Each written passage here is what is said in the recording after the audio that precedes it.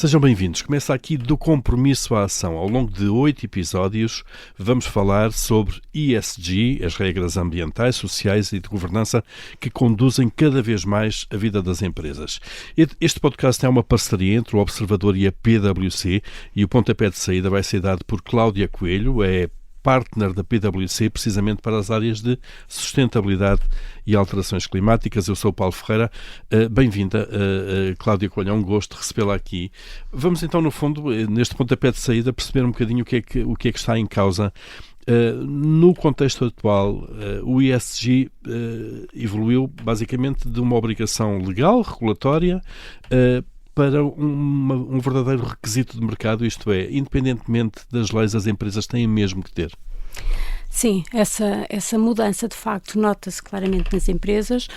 Portanto, depois de uma fase dominada por nova legislação nas áreas do reporting de sustentabilidade, de responsabilidade pela cadeia de valor, torna-se agora evidente que, independentemente da existência ou não de requisitos legais, é um requisito de mercado. E, portanto, dependendo dos negócios e dos setores, há uma evidente consciência por parte das empresas de que para estarem em determinados mercados, para serem fornecedores de determinados clientes, vender, no fundo, claro. Exato, no fundo, para venderem, têm que cumprir com requisitos e esses requisitos são cada vez mais concretos e obrigatórios. E, portanto, a flexibilidade aqui é muito, muito menor. E tem ideia, nomeadamente através de dados da PwC, qual é o peso atual do ESG na decisão dos clientes? Quando estamos a falar aquilo chamado B2B, isto é, negócios entre empresas a vender a empresas, ou então dados também sobre os consumidores finais em Portugal? Relativamente a estas abordagens, no fundo o B2B é onde se sente de facto aqui uma maior pressão por parte dos clientes. Porque as empresas verificam mais a cadeia de fornecimento, é isso? Por isso e porque essas grandes empresas, no fundo, elas próprias têm compromissos assumidos. E esses compromissos são compromissos como, por exemplo, redução da pegada de carbono, etc., que são conceitos que implicam obrigatoriamente trabalhar as cadeias de valor. E, portanto, isto é muito evidente quando verificamos que já há mais de 10 mil empresas com compromissos baseados na ciência validados por uma entidade externa, que é a Science Based Targets Initiative, o que significa que estas empresas têm compromissos ambiciosos e de acordo com o Acordo de Paris e, portanto, acabam por depois ter que refletir isso na cadeia de valor. Como é que o fazem? O que nós sentimos é que há por parte das grandes empresas também uma compreensão de que as pequenas empresas não têm preparação, não têm conhecimento suficiente para fazer o cálculo, para fazer o cálculo de uma pegada de carbono, por exemplo. E, portanto, o que temos vindo a assistir é o desenvolvimento de abordagens muito colaborativas, onde o próprio cliente ou fornece ferramentas e fecheiros para o cálculo da pegada de carbono, fornece formação e capacitação, e, em alguns casos, até acabam por fornecer apoio financeiro para a implementação de determinadas medidas. Por exemplo, o IKEA tem desde 2021 um programa que permite aos fornecedores ou acederem à eletricidade verde através de PPAs ou o financiamento, por exemplo, da instalação de painéis fotovoltaicos por parte de um sistema já acordado com o IKEA. E, portanto, tudo isto com o grande objetivo de garantir que estão a melhorar a cadeia de valor e, com isso, a contribuir para aquilo que são os objetivos destas empresas. Claro, no fundo acabam por cumprir também os seus próprios objetivos a que se propuseram, claramente, não é? Sim. Nesse caso. Não sei se há exemplos concretos ou casos que mostrem que empresas que tenham um bom desempenho nestas matérias de ESG que ganham de cota de mercado ou pelo contrário, as que não cumprem ou que estão um pouco arredadas disto ficam para trás e perdem negócios. O que se torna cada vez mais evidente é que o consumidor em geral tem uma capacidade muito grande de penalizar. Não tanto de pagar um extra, porque quando chega o momento de pagar... Certo, enfim, quer-se ir ao mais barato, ou melhor relação com a empresa, se quiser, claro. Mas claramente nota-se que do ponto de vista da penalização existe esse fator e, portanto, hoje em dia uma empresa tem imenso cuidado com tudo o que tem a ver com reputação. Portanto, qualquer questão relacionada com aspectos ambientais ou sociais, e aqui mais uma vez o tal papel da cadeia de valor, pode manchar a empresa. E a partir daí... Todos vamos ouvindo de vez em quando das notícias, empresas de muitos setores que têm fornecedores em Sudeste Asiático, por exemplo, e que aí não são cumpridas as mesmas regras. Isso é penalizado. É penalizado e, portanto, as empresas cada vez mais têm muito cuidado com aquilo que comunicam e ao mesmo tempo, também têm muito cuidado com quem trabalham e, portanto, têm cada vez mais rigor e critérios de seleção dos fornecedores e dos parceiros com quem trabalham. Portanto, isso é uma exigência que grandes empresas, se quisermos, ou grupos maiores, os tais que estão preparados para ter estas regras mais acompanhadas entre empresas, estão a exigir aos seus fornecedores também em Portugal, por exemplo. Estão, nota-se claramente e irão cada vez mais fazê-lo também porque sobre estas grandes empresas nós teremos legislação que tem a ver com o due diligence na cadeia de valor.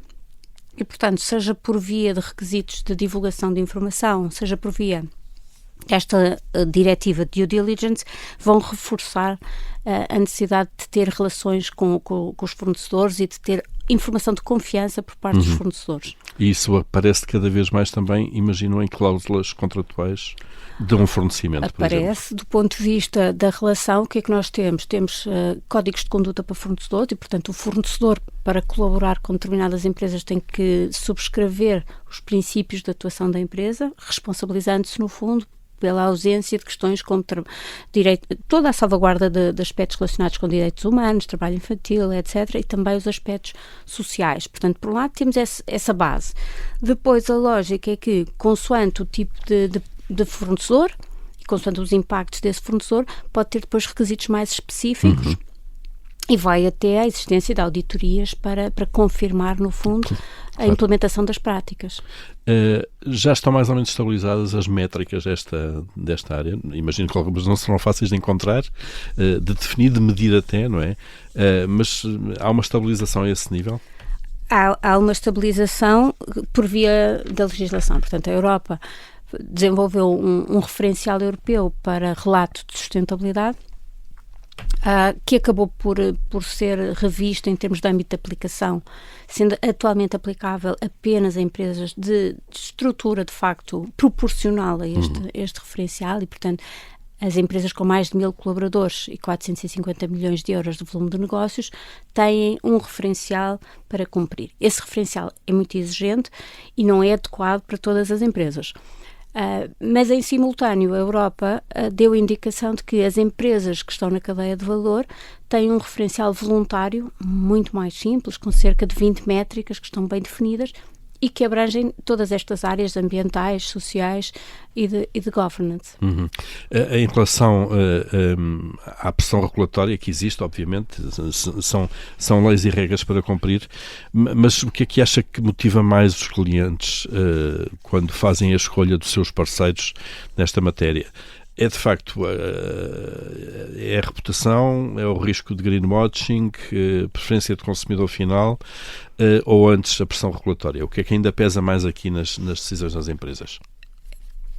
Não é a pressão regulatória, porque... Já passámos essa fase. Já passámos essa fase, porque na verdade, mesmo antes de nós termos legislação, as grandes empresas já tinham esta preocupação. Portanto, eu diria que os dois fatores principais são a questão da reputação e, portanto, uma empresa, de facto, hoje em dia é responsável não só por aquilo que são as atividades diretas, mas também por tudo aquilo que está à volta, portanto, pela cadeia de valor e, portanto, desde cedo que todas aquelas questões que nós ouvimos falar, como já deu alguns exemplos de produção na Ásia, etc., que pode ter riscos distintos de uma produção na Europa, tudo isso já são preocupações das empresas que não querem correr o risco de ter uma notícia relativa a qualquer denúncia, a qualquer situação de incumprimento. E, por outro lado, há também aqui este fator que eu dizia de as empresas terem que melhorar em determinadas áreas em que precisam da cadeia de valor, como é o exemplo da pegada de carbono, e, portanto, há essa vontade também de, sabendo que grande parte da redução que podem alcançar está na cadeia de valor, então, colaborar com a cadeia de valor nesse sentido. E depois também a própria questão da eficiência e do custo. E, portanto, significa que quando um cliente trabalha com fornecedores críticos, não é com todos, logicamente, para acordar métricas e melhorias, essas melhorias tipicamente vão melhorar também aquilo que é o custo. Portanto, estamos a falar de eficiências energéticas, claro, eficiências no uso de recursos, etc.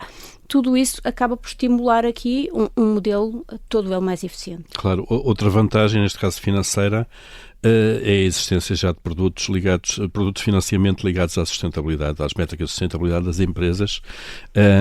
Isso já é prática também em Portugal, isto é, uma empresa com um cumprimento muito bom de critérios de ESG pode conseguir, em igualdade de circunstâncias, como é evidente, pode conseguir um melhor financiamento junto de um banco ou no mercado através de um empréstimo obrigacionista do que outra semelhante, mas que não está tão atenta a isso. Pode.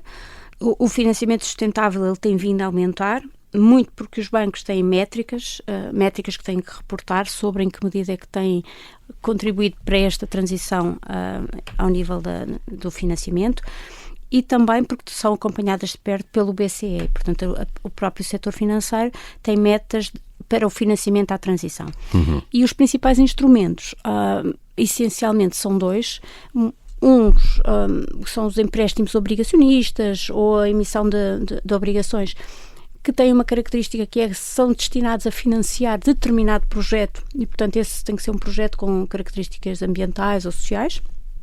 Uhum. E nessas condições, de facto, uma empresa, se tem esse tipo de projeto, pode apresentá-lo e, na generalidade, a banca portuguesa vai oferecer a possibilidade de enquadrar como um financiamento verde. E depois há um outro instrumento que se tem generalizado bastante, que é o empréstimo indexado à sustentabilidade, onde estamos a falar de um empréstimo geral, para fins gerais, portanto não é para um projeto em concreto nessa área, claro. E neste caso, onde é que está a vertente verde? É que a condição de financiamento, a taxa de juro, ela não é fixa, ela depende da empresa alcançar ou não determinadas metas ambientais e sociais. O desafio aqui, eu diria, está na ambição destas metas, não é? Isto só resulta e só se pode efetivamente chamar de um incentivo. Se forem exigentes. Se forem exigentes. Mas alcançáveis também, claro. Alcançáveis, exigentes e concretas. Ou certo. Seja, as empresas não... E esse é um outro ponto que faz sentido referir, é que as empresas não podem apenas assumir metas, têm que ter planos robustos sobre como é que as vão alcançar. Claro. Só não vai funcionar. Não vai funcionar e até nos leva a questões mais relacionadas até com greenwashing. Temos até um exemplo da Adidas. Que é fazer-se passar por, de alguma maneira. É o greenwashing. Claro. Temos até o exemplo da Adidas, que no caso da Alemanha foi mesmo a tribunal e foi decidido que não podia usar uma expressão que ia ser neutra em carbono em 2050. Porquê? Porque a Adidas não conseguiu demonstrar que tinha planos concretos para isso. Sobre como é que eu ia fazer. E, portanto, isto também é greenwashing, não é? Claro, no fundo, anunciar intenções que são muito longínquas. Já há pouco, Cláudia Coelho, disse que as PME, de facto, estão mais afastadas disso, não têm estrutura para responder como as maiores empresas. Isto não pode ser uma barreira para elas, obviamente, nomeadamente na questão do financiamento, do acesso a financiamento, como acabámos de falar. De facto, o que nós estamos a sentir é que as PMEs estão já a ser alvo de vários pedidos por parte, quer dos clientes, como já falámos, quer do setor financeiro e, portanto, acabam por sentir necessidade de já ter um conjunto de informação de ESG, porque é normal hoje em dia um banco ou pedir um relatório de sustentabilidade ou pedir um conjunto de métricas. Naturalmente que isto tudo tem que ser adaptado, e eu acho que o grande desafio é esse, tem que ser adaptado à dimensão das PMEs, e há todo um trabalho aqui também de capacitação, quer do setor financeiro, quer do setor não financeiro, para simplificar. Às vezes a falta de conhecimento acaba por tornar as coisas mais complexas. E, portanto, no caso das PMEs, há que simplificar, há que perceber na prática o que é que são os temas-chave que a empresa tem que trabalhar, criar métricas, colocar as empresas a medir e, sobretudo, ter um foco em ação e em melhoria. Não é medir por medir, é medir para depois poder mostrar melhoria e ter um plano de ação associado. E as PMEs, para acederem a financiamento, seja através do setor bancário, seja mesmo através de incentivos ou outros programas de apoio, já têm que mostrar que têm a área de ESG desenvolvida, já têm que conseguir responder a um conjunto de questões. Cláudia Coelho, quase chegamos aqui ao fim do nosso tempo. Vamos, para fechar, que conselho prático é que daria a uma empresa média portuguesa, portanto uma empresa que não tem capacidade para ter um departamento dedicado a isto, se quiser, claro, ou pessoas dedicadas a isto, e essa empresa quer passar de facto daquilo que é uma imposição regulatória, se quiser, do custo do compliance, para uma valorização no mercado, se quiser, um driver de valor no mercado? Eu acho que o principal conselho é foco. Quando nós estamos a falar de ESG, temos uma diversidade enorme de temas e, independentemente da empresa, o que tem que perceber é, face ao meu setor e face à minha atividade, o que é que são os temas-chave? Se é o consumo de energia, se é o consumo de água, se é uma questão de economia circular, se é uma questão de saúde e segurança no trabalho, enfim, perceber o que é que são os temas-chave e focar a sua atuação nesses temas e, portanto, definir políticas, definir métricas, definir planos de ação, mas tudo numa lógica muito simples, ou seja, não podem ter... É ambição transformada em roteiro, transformada em ação, mas sem ter a ambição de chegar a um nível de reporte como têm as grandes empresas. Tem que ser muito adaptado. E, portanto, aqui a mensagem principal é que mais vale fazer pouco, mas fazer bem, do que tentar fazer tudo e ficarem perdidos pelo caminho. Sim. E acrescentar? E acrescentar, sim, que para PMEs é particularmente importante a norma europeia que existe para reporte voluntário por parte das PMEs, que é designada de VSMI, que de facto são as tais 20 métricas simples, acessíveis, com guias sobre como apurar essas métricas e que podem constituir um pack de informação para disponibilizar a fornecedores, disponibilizar a clientes, disponibilizar aos financiadores. Muito bem. Cláudia Coelho é partner da PwC para a Sustentabilidade e Alterações Climáticas. Obrigado pela presença e disponibilidade neste primeiro episódio, o pontapé de arranque, de facto, do compromisso à ação. Ao longo de 8 episódios vamos falar sobre ESG e vamos fazê-lo com vários convidados. Este podcast é uma parceria entre o Observador e precisamente a PwC. Então, até ao próximo episódio com um novo tema e novos convidados. Até lá.